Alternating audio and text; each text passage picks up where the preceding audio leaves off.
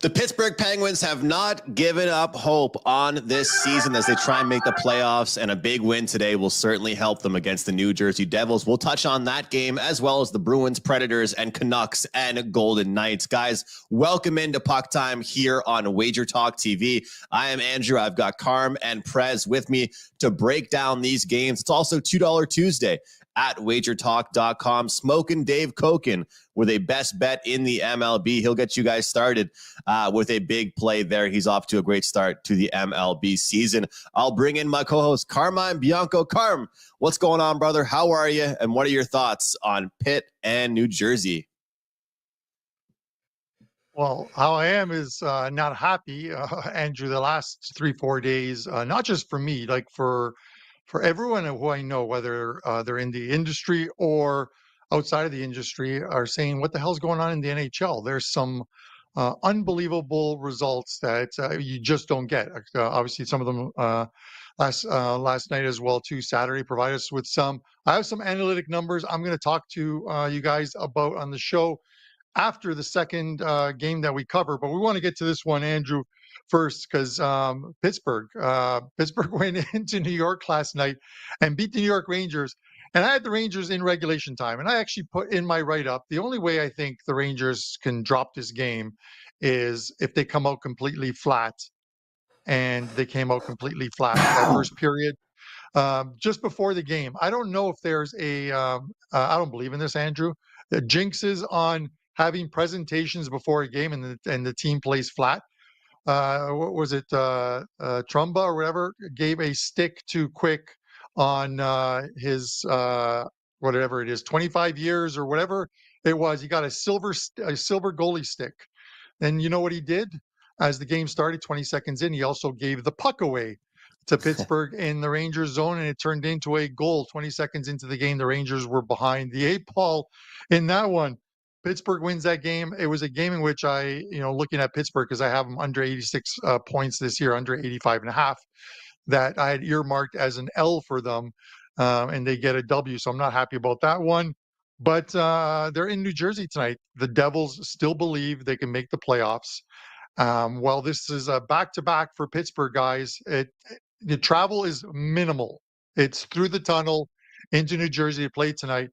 Pittsburgh on back-to-backs, 8-3 this year in 11 situations in the second of a back-to-back, 5.27 average goals scored in those 11 games.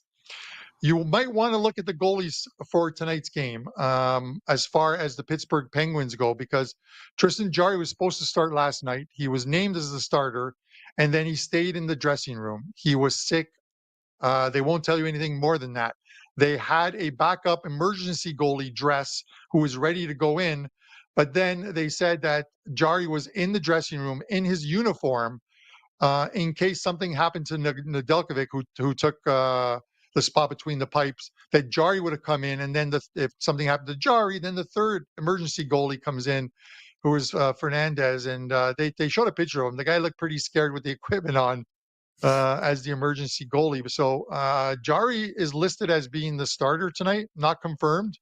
So I would check that, because if he was ill last night, I don't know if there was a 24-hour bug, but who's to say he starts tonight? Could be Nedeljkovic on back-to-backs. And I would I favor New Jersey in this game anyways. I just think they still have some hope. They still think they can make the playoffs. They beat the Rangers in they beat the Leafs in Toronto. Really good performance there. They beat the Islanders in New York. So they've proven they can win on the road, but then they throw in a dumpster fire of a game against the Buffalo Sabres last time out. Completely flat game for them. I'm going to look for them to bounce back and keep their playoff hopes alive in this one and beat the Pittsburgh Penguins at a minus 165 is the price right now. Prez? Me, guys, I just want to say I had as bad a night as you could possibly have last night. I lost all my client plays, both my baseball, my NBA, and I was also on the Rangers in regulation. Pittsburgh came up with a whole 18 shots on the game. It was a disaster. Worse than that, Bitcoin then plummeted $4,000, and I chose a bad movie, and I won every single free pick I gave out. So that just can kill a human being's psyche. As far as this game goes, Carm, I'm with you, man. I like the New Jersey Devils at minus 160, 165. I like them in regulation here as well. This New Jersey Devils team, this is going to be a scary team next year. Obviously, that has no relevance to tonight, but this is a team that you couldn't really find a solid goaltending this season, had a lot of injuries. But this is an up-and-coming team, and Pittsburgh is not. And I've been saying that Pittsburgh's a fade team moving forward for a long while now. And look, they've won 3 of their last 4. Other than that, this team hasn't done anything. And interestingly enough, in a head-to-head environment, New Jersey owns this team. I mean, literally, okay, I'm not going to go there, owns this team. Not only have they won 7 games in a row, they haven't even been close. 5-2, 5-2, 5-1, 5-2, up 2-1 in overtime, 4-2, 6-1. Back-to-back situation here. Pittsburgh is not as good a team as New Jersey by any stretch. Tons of speed. This New York Rangers are not the world's quickest team. The New York Rangers in Pittsburgh, from a Pittsburgh perspective, matches up better than when Pittsburgh plays a team like the Oilers or the Devils or the Canucks, Vegas, Toronto Maple Leafs. Too old to keep pace with this New Jersey team. I think we see another 5-2, 5-3 game. I like the Devils here, minus 165, and I like them in regulation as well. We're going with the too old theory again. We're not going to get into that one because Tampa Bay is not on the schedule tonight for us. But Andrew, I have a question for you because I know our live chat asks me this question all the time when we cover any New Jersey Devils game where they're playing at home. Is at the beginning of the season, we knew how profitable it was to bet against the New Jersey Devils money line in the first period. It was cashing at a good rate. The updated numbers, New Jersey's played 37 games at home. They've only had the lead at the end of the first period in 7 games. 14, they've been behind. 16, they've been tied after 1 period. Now, if you're taking the Pittsburgh plus a half a goal, you're cashing on you're playing at an angle that is cashed 30 of 37 times. If you're taking them just on the money line, and you're getting plus money on them, and you're you're playing on an angle that is cashed as far as wins and losses go, 66% of the time. Would you even look at the first period in this game? Carm, you've mentioned that throughout the season, and it's been very profitable. It's very weird how some teams just are better on the road or better at home. More overs on the road, more unders at home. It's just certain teams just seem to react in certain scenarios better than others. So it'd be hard to argue it. However, you mentioned, I know it's not too much travel, obviously, in this situation, going from, like you said, just down the road, pretty much down the bridge. But second half of back-to-back, I don't know if I'd want to look towards that. But at the same time, if you want to do it, I'd split the bet plus a half versus the money line.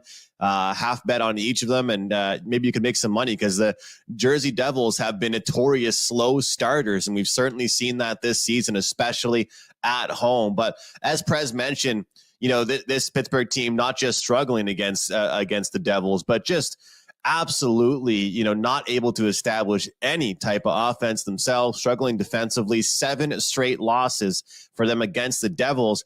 But guys, if we look at this, from just a today perspective, right? If we're handicapping this game without looking at yesterday or a month ago or 2 months ago, the Penguins leapfrogged the Devils in the standings. I mean, this is to me kind of embarrassing, really, the teams right now that are fighting for a spot in the NHL and the Eastern Conference, because I don't think any of them deserve to make the playoffs. The Islanders don't, Pittsburgh doesn't, the Devils don't. I mean, the Red Wings have fallen off completely. Washington has a horrible goal differential, but at least they've been hot at the right time. But it's so great when at this point in the season here on PuckTime, we get the chance to discuss some of these games that are just so vital to the standings. And this game is so huge as far as, the chances for either team making the playoffs.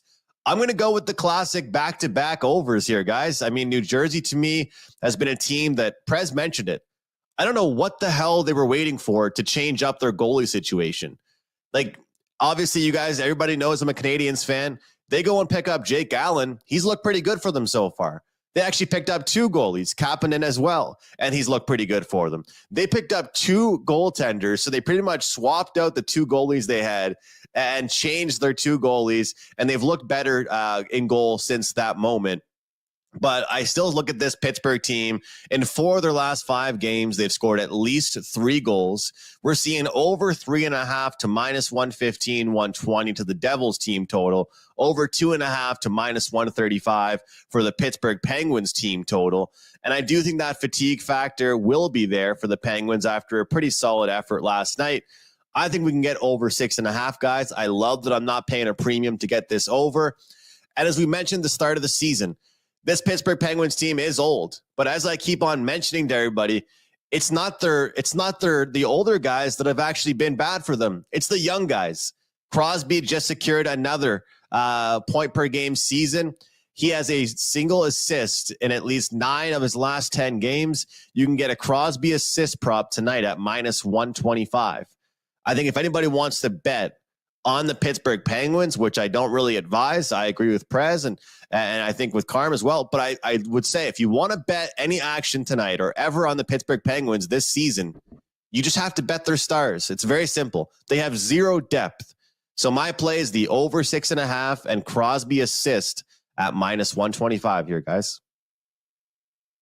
Andrew, I like that play, and perfect segue for me because you mentioned Sid the Kid. 82 points on the season. It's an 82 game schedule, so he's guaranteed that this season will be another point per game season. His 19th season in the NHL where he has averaged at least a point a game. The list on that, there's only 2 names on that list, Wayne Gretzky and Sidney Crosby. Thought I'd mention that to you, Andrew, because you're a Sid the Kid fan. I know that. When you dropped the kid, at what age? Like, is he Sid the Kid in 20 years' time? Daniel Negreanu was here playing a poker tournament, and they're still calling him Kid Poker at the he's age still of, talking what is somewhere. Negreanu, 39, 40? I can hear him talking right now. Oh, hey, Daniel. Andrew, yeah. Hey, Prez. Sorry, Daniel was talking in my ear. Since you want to talk, I'm going to give you a chance to talk here. I'm going to ask you a question before Andrew goes to the second game, which is Boston and Nashville. The Leafs last night win 6-4 against the Florida Panthers in a game in which soared well over the total. I was on the under, but I don't care. I care, but that's not what this is about.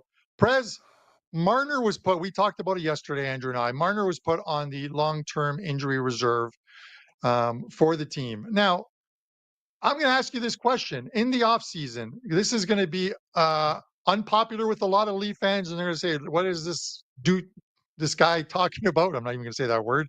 Or maybe he's onto something. If you look at the Leafs scoring, while Marner's been away, their secondary scoring is up, and it's not from the first line, second line. It's coming from the third and fourth. Look at the guys who scored other than Austin Matthews.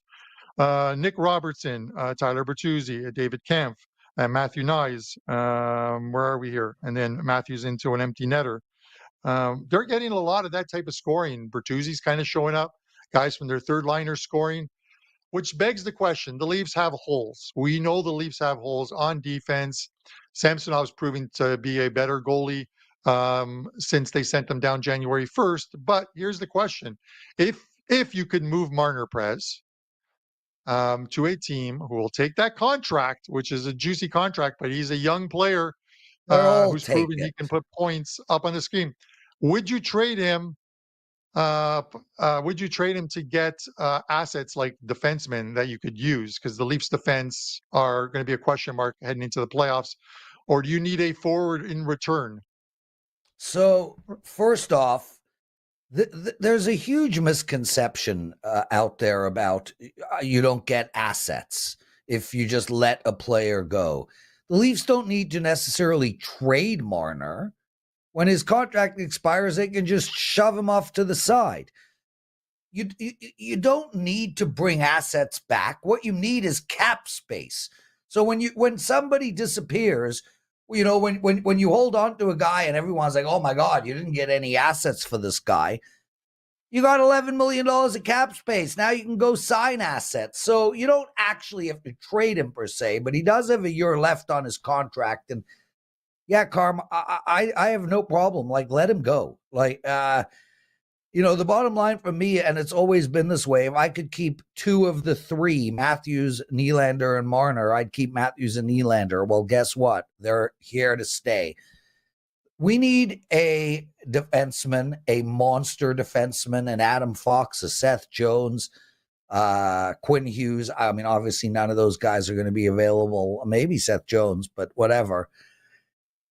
I'm good to let him go. But the thing is, Carm, this question's a little premature because when you say there might be upset Leaf fans in Leafland if they let him go, if the Leafs get kicked out of the playoffs in the first round, every Leaf fan is going to be like, let's overhaul this team. Let's try something new. Every Leaf fan would understand and recognize that it's time to let him go. If the Leafs make the Stanley Cup playoffs and lose in Game 7, you can't let him go. So it's a little bit premature, but conceptually, I'm totally good with Mitch Marner going away. Like, you just don't need. How many teams have Austin Matthews and Willie Nylander, two guys like that, in their starting lineup? Not many. So, you know, a third is like too much riches up front and too little back. So I'm totally good. All right. With them getting You've rid used of up him. your words. Oh, well, Andrew, I'm good with that too, dude, because I don't even need to discuss this shit. Yeah. I'm Andrew, checking okay, Bitcoin anyways, right Andrew, now. Andrew, let's do something that doesn't happen very often in Toronto. Let's get to a second round of games here. Boston and Nashville. Oh, Carmine, the Buffalo Sabre fan, being funny. Let's do it. Let's do it. Professional press.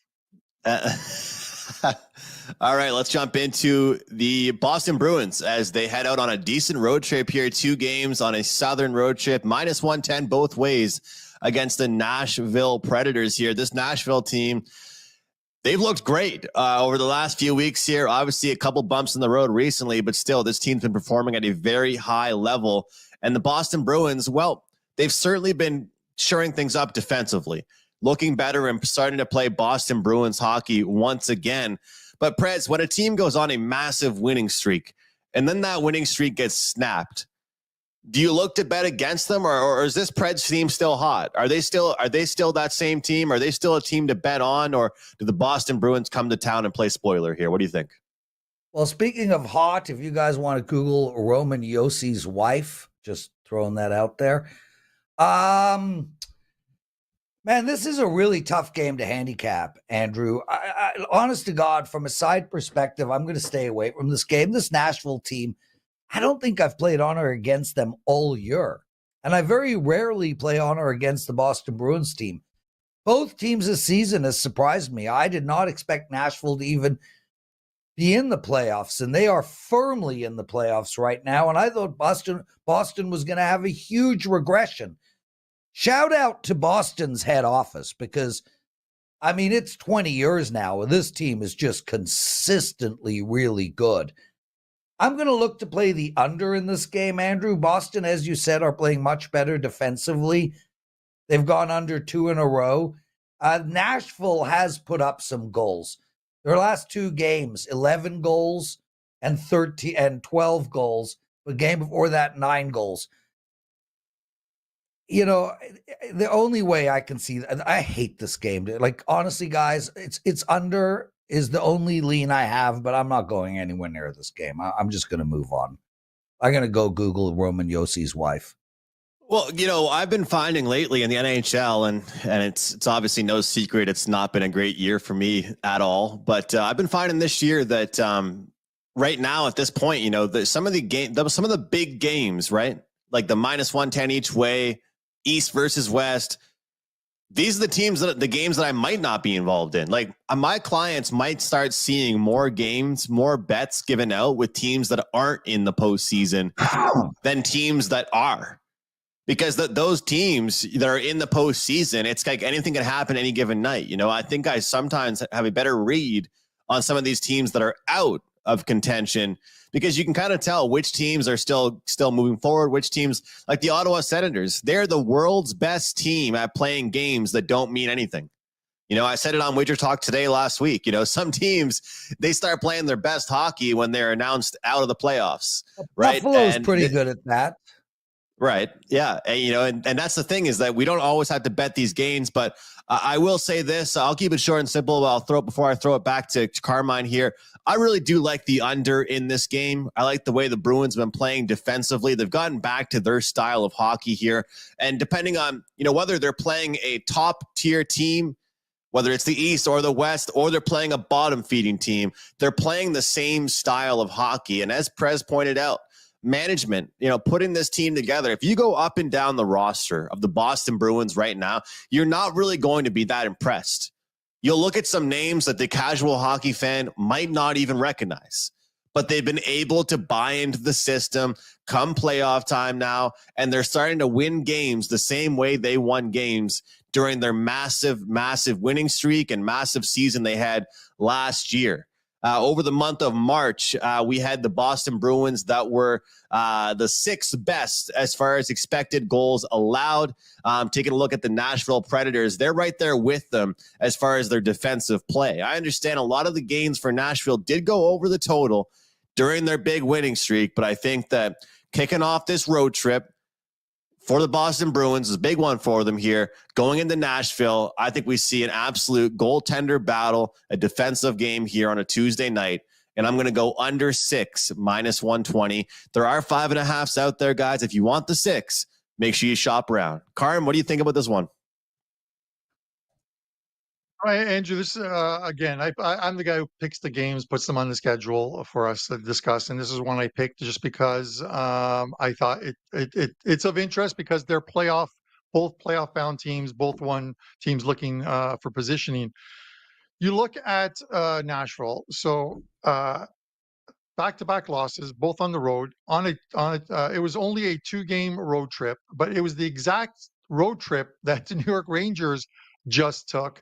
And I don't want to compare teams, but the Rangers went in, played in Arizona, played in Colorado, came home, and then came out absolutely flat against the Pittsburgh Penguins. Does that happen tonight against the Boston Bruins?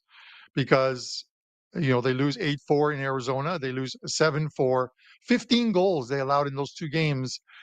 That's not the way Nashville's been playing of late. But when they had an 18-game point run, 16-0-2, going into that game in Arizona that they lost, and and then I mentioned that when a team has a big streak that ends, you can pretty much look at and try and double up on them losing the next game. And of course, it was against Colorado, who were riding a small 2-game losing streak at home. So it wasn't a big stretch, but Colorado got the win. Now they return home to face the Bruins. Bruins in the first period this year have been money if you're betting them on the road. The Bruins, 18, 6, and 13. 18 wins, 6 losses, 13 pushes. So basically 31 out of 37 times, if you bet on the Bruins money line in the first period, you've either won or pushed your bet. I'm going with the Bruins, minus 110 in Nashville. And if Nashville comes out flat like the Rangers did, the Bruins will cash that ticket in the first period. Carm, you've been the man with the stats lately, the trends, the stats, and I got to give you some credit. You called the overtime yesterday in the Philly and New York Islanders game. We almost had the play drawn up properly. I had Philadelphia, you had the OT. We needed Philly to win in overtime for a great night on the best bets for both of us. But hey, it happens. You had a great winner there. I think Prez has called some overtimes on the show as well. And as we get closer to the playoffs and in the playoffs, we'll be looking to bet more of those draw plays and different types of bets like that. Guys, if you're enjoying the content, please do us a favor, hit the like button on this video, subscribe to WagerTalk TV, And we are on so many platforms right now. YouTube Shorts Live. We're on YouTube, Facebook, Instagram, Reels. You can find us all over the place. WagerTalk TV. That's the name. You can find us all over the social map. WagerTalk TV. All right, guys, let's move on to game number 3. We'll keep things going here. Drew, can I just jump in a second here? Yeah. Before we Sorry, get to brother. this? Sorry about that. Yeah, no problem. I slacked you late on that one. Let me jump in just for a second before we get to the third game and then the best bets. Is, the results. If you guys look at, like, Saturday was, and I said this to Prez last night as well too, when we're both fuming about the Rangers game. There's some anomalies that are happening right now in the NHL. We don't know whether we always want to say this team doesn't care anymore or this team is tanking. But you see some results and you wonder, how did this team lose these games? And you have to sometimes surround yourself with analytics. If you're not watching the games, you have to. If you're watching the games, you can do both analytics and sort of the eye test. And the Rangers looked flat, but you look at some of the results. So I'll touch on one from yesterday, and then I'm going to go through 3 more real quickly. Last night, Colorado, 4.38 expected goals, 18 high danger chances, 46 shots on goal, to Columbus's 2.9, only 9 high danger chances, only 25 shots on goal. Final score 4-1 Columbus. Chicago beats Philadelphia 5-1. XG numbers in that one, 326 to 201 for Philadelphia. High danger chances 14-8 Philadelphia. Shots on goal 31-24. Shots on goal is something that's misleading at times. So, but I'm including those anyway. 5-1 for Chicago. Another team that is at minus 200 favorite goes down. St. Louis and San Jose. 278 to 2.78 to 2.9, 12-5 high danger chances, 35-20 shots on goal. San Jose gets only their 6th win on the road, shuts out St. Louis in St. Louis 4-0. Makes absolutely no sense. A minus 275 favorite crashes and burns. Winnipeg and Ottawa, final one. 3.32 to 2.8 high danger chances, 12-7 high danger chances. The other one was XG. 30-27 shots on goal. Winnipeg loses again. Ottawa wins again. Another minus 200 or higher favorite. Just because they're minus 200 doesn't mean they're going to win. I don't know if either one of you guys wants to interject on this. Is we're just seeing some teams right now that are playoff bound, still positioning for a spot, but we always think they want to finish second. They want to finish first. Tampa Bay proved the last 3 years and during their cup runs, they didn't need to win the President's Trophy. They had a team that was built to win on the road in the playoffs. And by the time the final month of the season came, John Cooper and his team were in the playoffs. He managed minutes for his stars to make sure they were fresh and ready to go for the playoffs. They couldn't do that this year, and they've gone on a good run in this last month because they weren't guaranteed a playoff spot. But there's some teams, guys, that are just you see some of these results and you're like, how did this team lose? And everyone just wants to say Colorado's trash. I can't believe they lost. Well, Colorado's had the second best record in the league. They're going to lose some games, but unfortunately, you don't want it to happen when we bet on them. So that's my little vent on analytics and the eye test, Andrew. I'm not sure if you want to jump in on that, or we'll just move on to the Vegas Golden Knights and Vancouver Canucks. What I'll say to that, Carm, is that it kind of reminds me of the people that were disrespecting the 50 goal season, the big season that Zach Hyman had, right? So every team needs someone that's going to be able to score greasy goals, and I'm not saying that some of it, like most of his goals are greasy. I'm saying that. Scoring goals in the dirty areas, the goals that don't make the highlights every night, but just those types of goals, right? And those are the types of goals that don't show up on the analytical charts. Those are the types of goals that you don't hear about as much, right? But I think that what you're saying there and what that tells me, some of these teams, if it's one of those nights where the goalie is saving every shot where you try and go top corner, or you just can't score on a breakaway, you need those guys that can score those chippy goals. And you really see that come playoff time. There's always those unsung heroes like on the third line that just step up every year, Carmen. And when you're looking over those numbers, to me, I think about, Edmonton, look at the players they added at the trade deadline. Sam Carrick and Adam Henrique and a couple guys like that. And people are probably scratching their heads saying, what the hell are they doing adding guys like that? Because they don't need skill.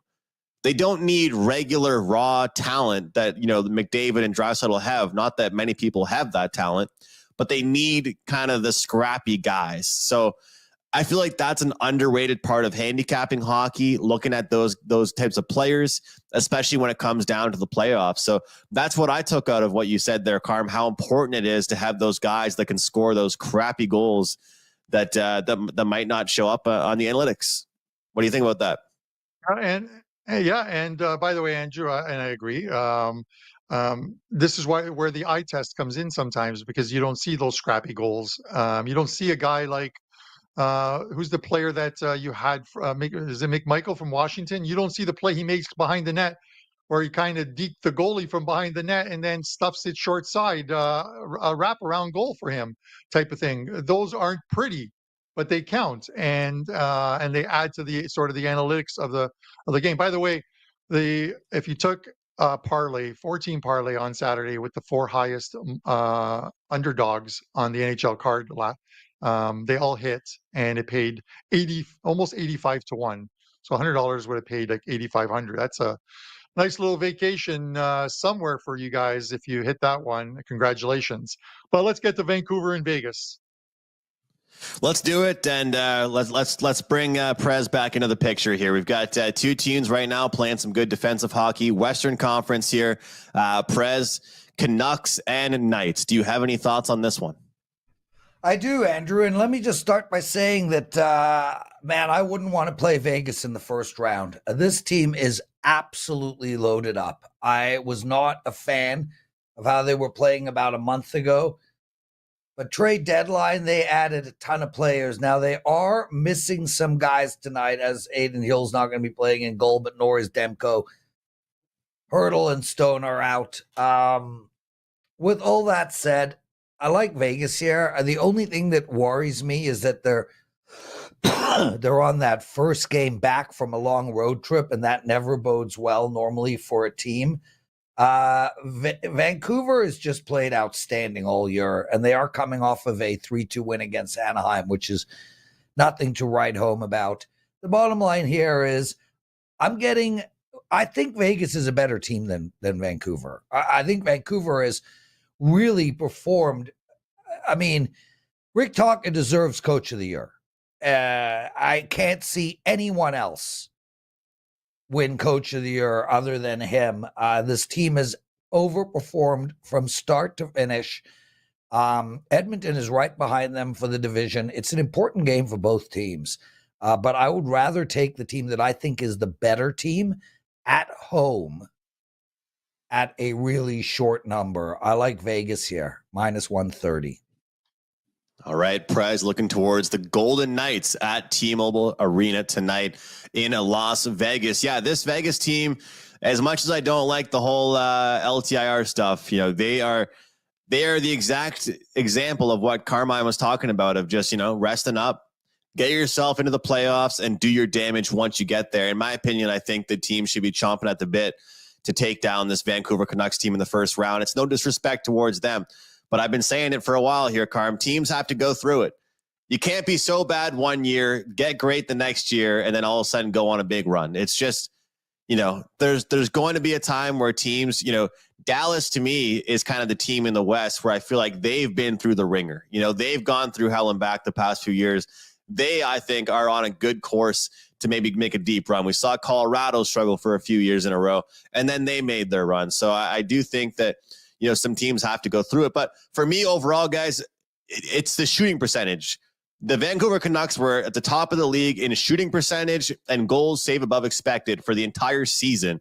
And ever since that started to expire and started to slow down a little bit, we started to see more unders. And I know when Thatcher Demko got injured and went out, there were a couple more overs, but still they've been settling in. This team's playing more defensively, and they've realized they can't just win every game by scoring 4 or 5 goals. They have to buy in.